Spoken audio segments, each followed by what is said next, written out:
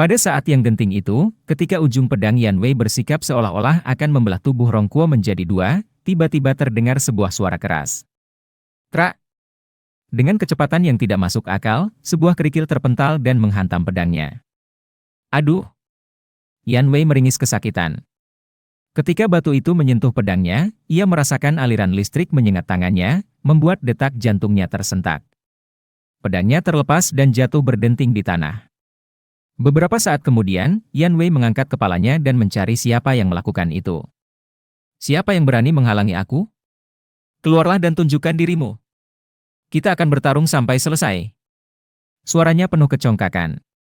Yan Wei berani bertindak seenaknya selama ini, karena mengandalkan ayahnya yang adalah wakil pemimpin di Sekte Wudang. Jadi selama ini tidak ada yang berani menantangnya. Suasana menjadi hening, hanya terdengar angin berdesir.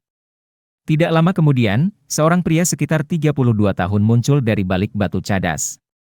Wajahnya serius, mengenakan pakaian dan jubah yang biasa dikenakan oleh para penatua di Sekte Wudang. Namanya Teng Yuhan, seorang penatua yang bertanggung jawab atas murid-murid pelataran luar. Dia sendiri seorang imam agama Tao, seperti kebanyakan penatua di sekte itu. Di belakang Imam Teng Yuhan, seorang gadis berdiri agak takut-takut. Namanya Xiao Ning, berusia 9 tahun, dan merupakan murid pelataran luar.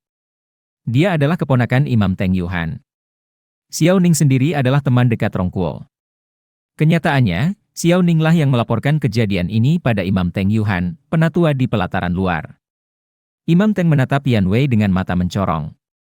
Aku yang melakukan itu. Sengaja menggunakan kerikil untuk menghentikan tindakanmu, kata Imam Teng dengan suara dingin. Yan Wei segera menundukkan kepala setelah mendengar kata-kata tajam dari penatua. Meskipun Yan Wei adalah murid dari wakil pemimpin sekte, di hadapan seorang penatua, ia harus patuh. Apalagi baru saja ia hampir saja membunuh Rongkuo. Yan Wei, murid pelataran dalam. Dengarkan aku, kata penatua Teng Yuhan dengan suara tegas, terdengar seperti hakim yang memberikan putusan.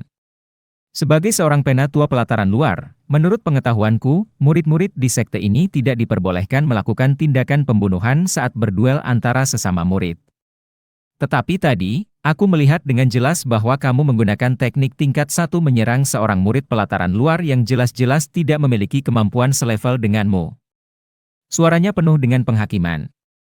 Apalagi, kamu adalah murid pelataran dalam yang jelas lebih unggul dalam hal keahlian dan pengetahuan. Katakan padaku, apa alasanmu untuk datang ke tempat murid-murid pelataran luar dan bahkan berusaha melukai salah satu dari mereka? Wajah Yan Wei memucat, terlihat jelas dia sedang berjuang keras untuk mengendalikan kemarahannya. Dia merasa campur tangan penatua Teng Yuhan sebagai sesuatu berlebihan. Bukankah ini urusan di antara sesama murid? Bagaimana bisa orang tua itu ikut campur? Meskipun Yan Wei hendak membantah, kata-kata terakhir dari penatua Teng Yuhan membuatnya menahan diri. Aku ingin tahu bagaimana reaksi wakil pemimpin sekte, Tuan Yan Bai, jika dia mendengar laporan ini. Anaknya hampir saja membuat celaka seorang murid pelataran luar, suasana menjadi hening. Kata-kata tajam dari penatua Teng Yuhan meredakan amarah dan dendam di hati Yan Wei. Dia takut dengan ancaman yang disampaikan oleh penatua ini.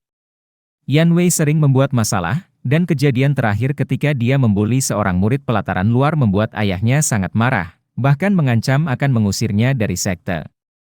Jika tindakannya kali ini dilaporkan kepada ayahnya, Yan Wei yakin bahwa sang ayah tidak akan ragu untuk mengusirnya dari sekte Wudang.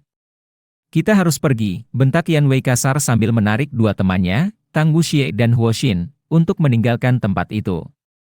Mereka berdua mengikuti Yan Wei kembali ke tempat tinggal para murid pelataran dalam di sekte Wudang. Sejak kedatangan penatua Teng Yuhan tadi, para penonton dari murid-murid pelataran luar sekte Wudang langsung membubarkan diri. Tak seorang pun berani berkomentar setelah kedatangan penatua yang tegas ini. Setelah keadaan menjadi sepi, penatua Teng Yuhan mengibaskan lengan bajunya, kemudian menghilang dalam gerakan yang ringan.